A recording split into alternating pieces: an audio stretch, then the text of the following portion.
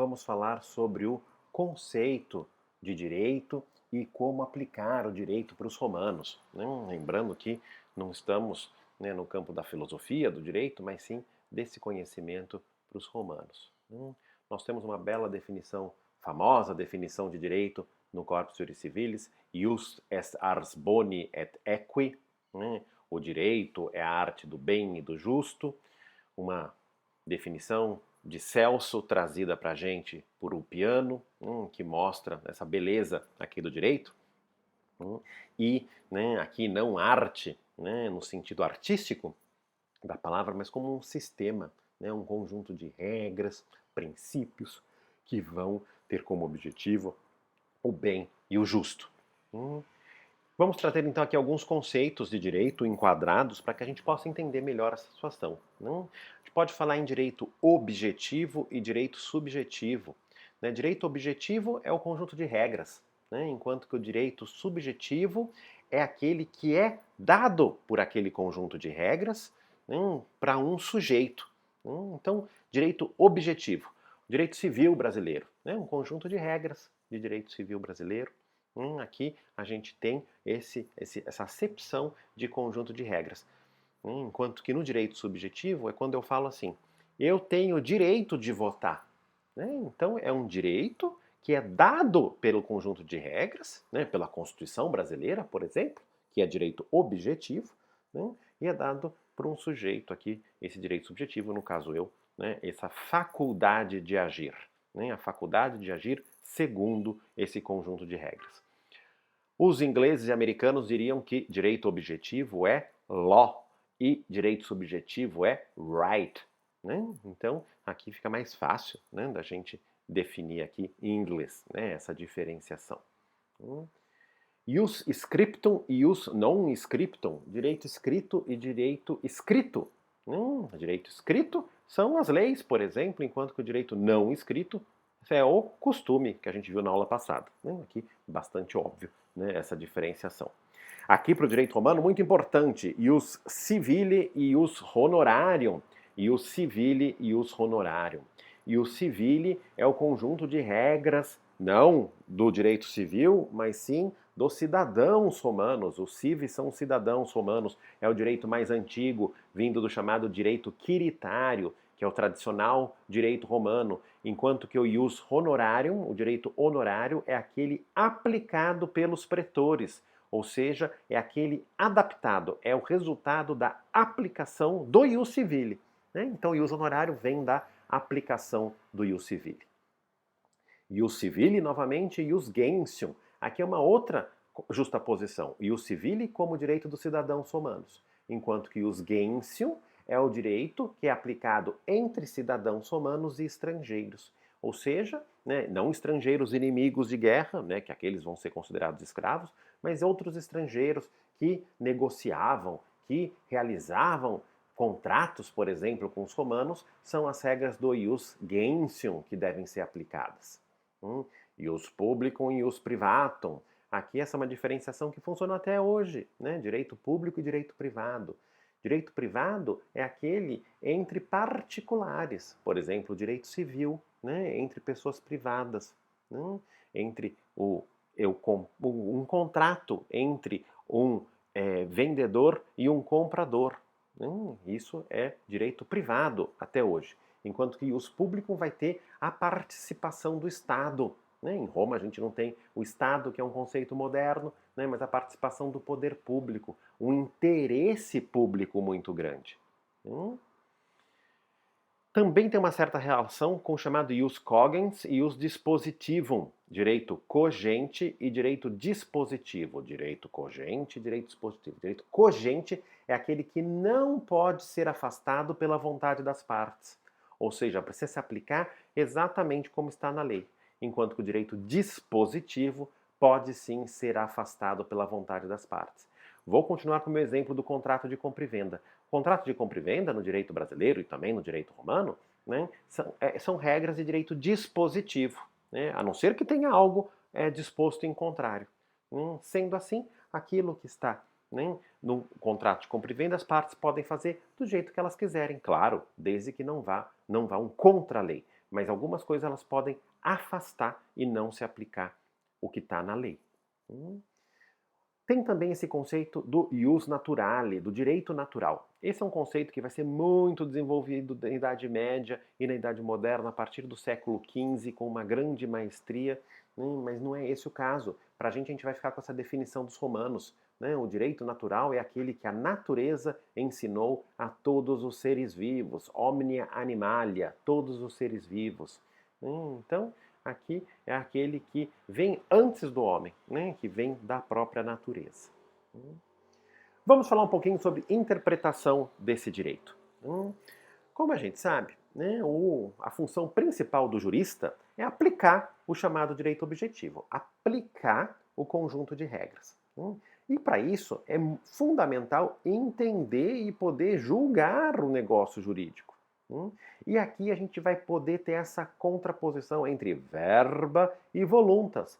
Verba é o texto da lei e voluntas é a vontade que está por trás da lei.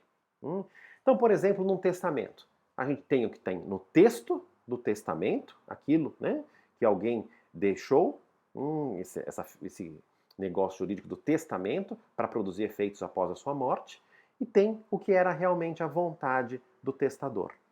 Vejam aqui como é complicada essa situação. O texto, a gente tem lá do testamento. E a vontade do testador, como a gente vai saber? Só dá para saber por aquilo que está escrito no texto, por motivos óbvios. O testador já morreu. Agora, num contrato, imagine que pode ser essa diferenciação pode ser aferida de uma outra forma.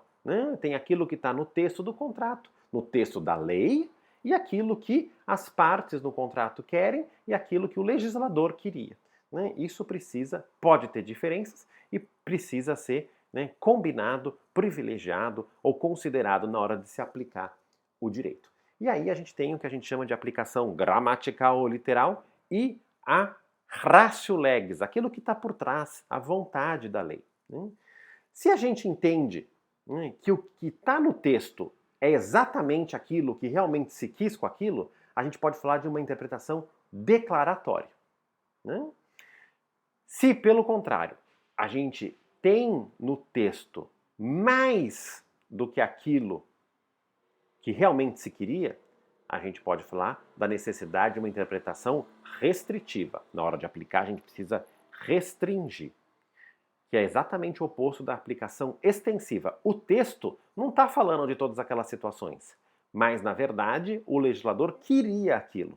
Então, precisa se estender por meio da interpretação. Que não se confunde com a analogia. Com a analogia, a gente entende que nem no texto, nem na vontade de quem fez o texto foi pensada naquela situação. Porém, essa situação é nova e se faz necessária essa aplicação por analogia, então vai se aplicar a mesma lei para um caso novo que era até então desconhecido. Por quê? A questão das lacunas na lei, vocês já devem ter ouvido falar disso, esses buracos, coisas que faltam na lei. Isso a gente vai ter que lidar diariamente. Não existe lei que é completa e impassível de qualquer discussão, que não tenha, ou mesmo situações novas que são criadas. Vivemos num mundo de alta tecnologia hoje, e que, não para os romanos, claro, mas que isso nos mostra que podem ser criadas situações que a gente precisa trabalhar disso com analogia, ou com algum tipo de interpretação, que isso acontece desde sempre. E ainda nessa nossa aula, vamos falar um pouquinho de aplicação da norma jurídica em casos um pouco mais complexos. Por quê? Para se aplicar uma norma jurídica, a gente precisa do conhecimento objetivo dos fatos da melhor forma possível. Concordam? A gente precisa, quanto melhor a gente conhece os fatos, melhor a gente vai conseguir aplicar o direito. Só que muitas vezes esse conhecimento dos fatos simplesmente não é possível. Por uma série de questões. Não é possível para a gente conhecer os fatos. E aí a gente vai usar instrumentos como a presunção. O que é a presúmpcio? Presúmpcio é aceitar como verdadeiro algo que é provável. Aqui vocês já vão me falar, nossa, que difícil, A gente não tem certeza e a gente tem que aceitar como verdadeiro? Exatamente. É muito provável e isso então vai nos ser suficiente, porque não tem o que fazer. Infelizmente, a situação é essa. E aí a gente tem dois tipos de presunção no direito romano que, na verdade, também têm equivalentes para o direito moderno. A gente tem a presumptio iuris tantum, que no direito moderno se chama presunção relativa, e a presumptio iuris et de iure, que é a presunção de direito, né? A presunção absoluta, que não pode ser afastada nem mesmo com prova em contrário. Espera aí, para não ficar confuso. Ora, se eu estou aceitando como verdadeiro algo provável, quer dizer que não é certeza, concorda?